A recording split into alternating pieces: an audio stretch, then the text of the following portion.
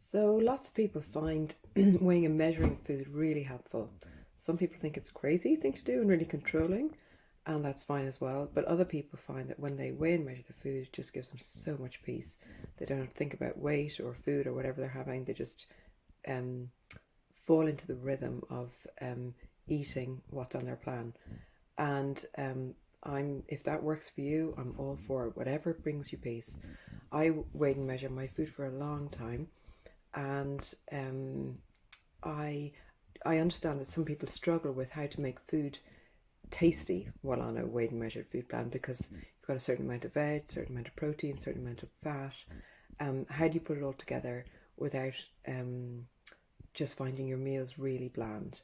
So I'm going to make this little video um, for you who's on a weighed and measured food plan and is struggling to make food tasty. Um, Breakfasts I find people are usually okay with because it's sort of something like yogurt or oats or fruit or something like that, or toast and eggs, and it's quite easy to put together a meal. And lunches and that can be easy as well if you're just making a salad, adding some cheese or tuna or chicken or something to it.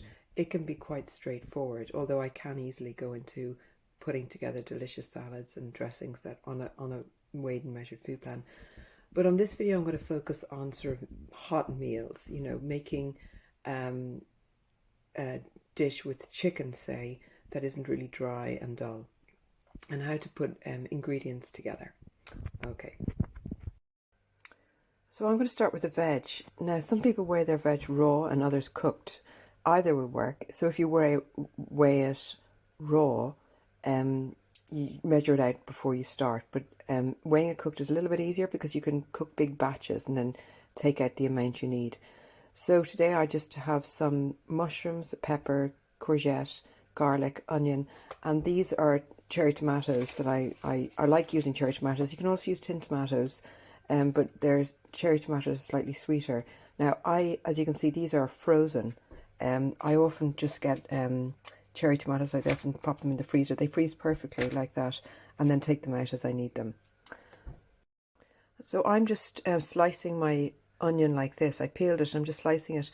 The smaller you slice the onion, the quicker it'll cut. Now you could dice it into small cubes, but sometimes just for speed I just slice it like this, and it's perfectly fine in a sort of ragu like this. And here's a little bit of garlic that I just diced really. I peeled it first and then diced it really finely like this. So here's my chopped onion in the pan. Typically you'd sort of fry this in a little bit of olive oil, which you could do in a food plan, strictly speaking, but actually I find it easier just to add a little bit of boiling water to my onions and cook them until they're really soft, and that way then I can add in whatever fat I want afterwards. So I'm going to add in my garlic in the onions, and then I'm going to add in a little bit of boiling water. So when you're adding the water, you just need to cover it until the onions are just covered, otherwise there'll be too much. So there we are, onions and garlic in there, tiny bit of water. There's not a huge amount, as you can see, just a little bit. And what I'm going to do is I'm going to place a lid on that and cook it with a lid on, probably for 2 or 3 minutes. So there my onions and garlic are cooked for 2 or 3 minutes in the water. So now I'm going to add in my tomatoes. Now these are frozen, so they're going to take a little bit longer than normal, and I'm just going to cook them up for another 5 minutes or so. I will actually I'll add another drop of water because it looks like it's a tiny bit dry. So if it looks dry, just add a little bit more water, and keeping the lid on will stop the water evaporating. And if it's a little too wet, taking the lid off and boiling it while the lid is off will help to reduce the amount of water in there. Now my tomatoes are softening up a little bit, so I'm going to add in my chopped mushrooms. There's still enough liquid in the pan that I don't need to add a little bit more at this point, but I might in a minute. And I'm going to also add in my peppers right now, and I'll leave my courgettes until a little bit later. And I'm going to put the lid back on while they cook. Now this has been bubbling for about 2 minutes with the mushrooms added, so now I'm going to add in my courgette. So I didn't add any more water. A lot of juice has come out of the tomatoes, so when you add things like tomatoes that have a lot of juice in them, you won't need to add that much water. If I'd added more water last time, it would make it really watery now.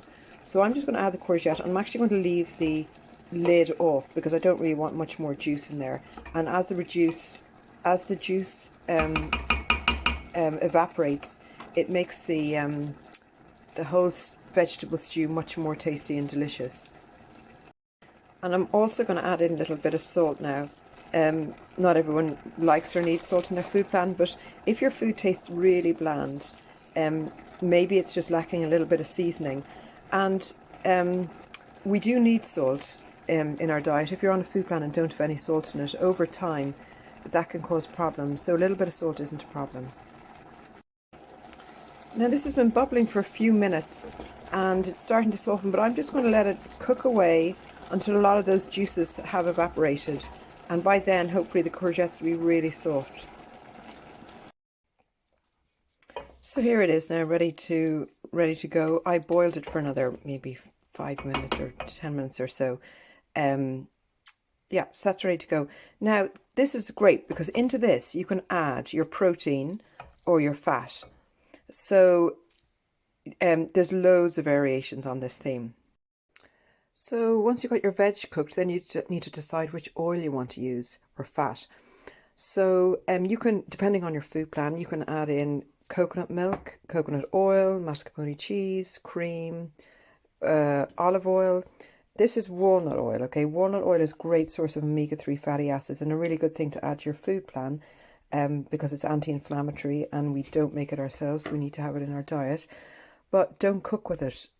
Add it in when you've plated up your meal and just pour it on top. It's fine to add on top of a hot dinner, but not good to cook with it. So next you decide what proteins you're going to have with it. Now, a vegetable stew like this will go with almost anything. So of course you can have it with some roast beef or lamb or chicken, or you could add in minced beef or minced lamb or bacon, would be good with it. These are just some proteins I had here in the kitchen. So you could have it with some grated cheese. You could add in some beans or lentils. You could have it with some fried eggs or boiled eggs from tuna, or else some chicken. So I've decided to have it with coconut milk and chicken. Now you could add in some spices, a little bit of a good pinch of cumin or coriander into your vegetables if you wanted to go with the coconut milk. Again, it's entirely up to you and your food plan and what does and doesn't work for you. And when it comes to cooking the chicken, sometimes I cook the chicken in the coconut milk, but it might be simpler if you're really wanting to keep your measurements precise to just cook the chicken in a little bit of water. I'll show you how to do this. So place the chicken in a little pan. You could of course cut it up to make it cook quicker. So put the chicken in a pan and add about 1 centimetre of boiling water to the pan. You don't want to add too much water because the more water you use, the more flavour will leave the chicken and go into the water. I would also season this with a little bit of salt and pepper. You could also add in a stock cube or about 1/4 of a stock cube to give the chicken more flavour if that is something that you feel comfortable with doing on your food plan. So my chicken is almost cooked now. I was cooking for about 7 or 8 minutes. It slightly depends on the size of chicken you have and how thick it is. And as you can see, I had a lid on it, which I just took off, but that just kept all the juices in. And the water is almost, well, it's reduced, but there's still a little bit there. If it's okay on your food plan, you could use that water as a sort of a sauce for your vegetables. Some people will be okay with that, others not. Again, it totally depends on what does and doesn't work for you. So now here I have my all my ingredients for my meal. So I've got my vegetables and my fat and my protein, and I'm just going to combine them all together now. So here they are all together in a pan. I just turned on the heat and I'm just going to mix them around until they're all heated through. And this way the chicken stays nice and moist and has lots of flavour. Of course you can add in some salt and pepper at this stage if you need a little bit more. If it tastes really sort of bland, a little bit of salt will always help. So here it is ready to go, and if you have a carbohydrate with your meal, you could just serve this with potatoes, rice, quinoa, or pasta if that's on your plan, whatever works. And you could obviously add in rice or potato into this dish, and it would be like a whole meal in one pot.